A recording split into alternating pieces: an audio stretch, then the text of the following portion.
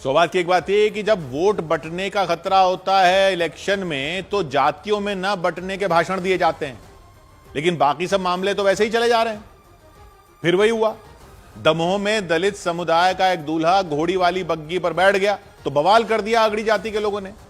और किस पर हमला कर दिया? बग्गी के मालिक पर। और बग्गी के मालिक पर तो किया ही, घोड़ी को भी नहीं छोड़ा। बग्गी के मालिक को मारा, उसकी बग्गी तोड़ दी, घोड़ी को बुरी तरह मारा। क्यों? क्योंकि दलित दूल्हा बग्गी पर कैसे बैठ गया। और फिर नारे लगाएंगे एक हैं तो सेफ हैं। किससे सेफ हैं? घोड़ी तक तो सेफ नहीं है।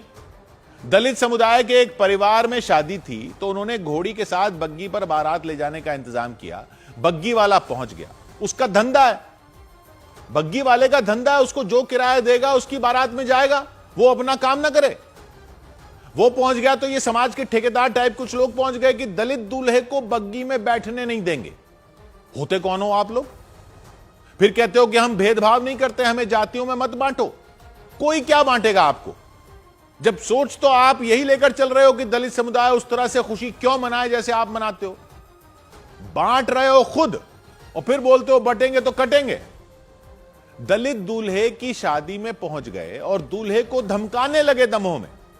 उसको भी धमकाया, बग्गी वाले को अलग धमकाया, लेकिन फिर भी दूल्हे के परिवार ने बारात निकाली घोड़ी वाली बग्गी पर।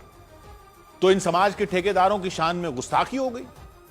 शादी से लौटते वक्त उन्होंने बग्गी वाले को मार दिया, उसकी बग्गी तोड़ दी, घोड़ी को मारा।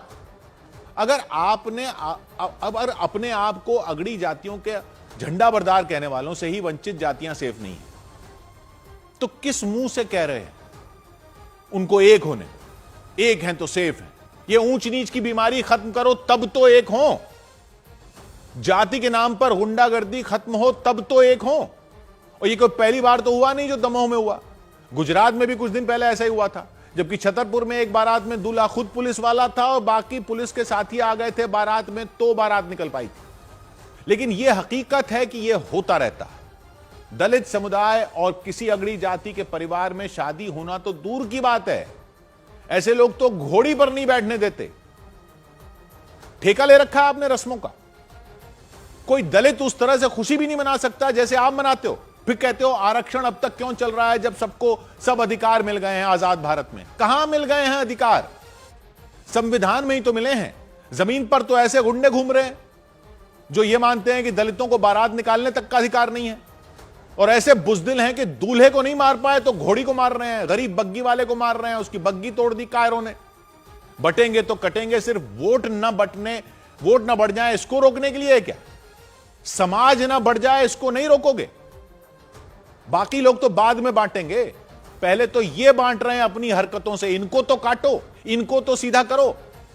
बारात नहीं निकलने देंगे, इनकी बारात निकालो पहले तो पूरे इलाके में, ताकि बाकी भी सब सबक लें। बारात निकालो, बैंड बजाओ इनका। 100 बात की एक बात।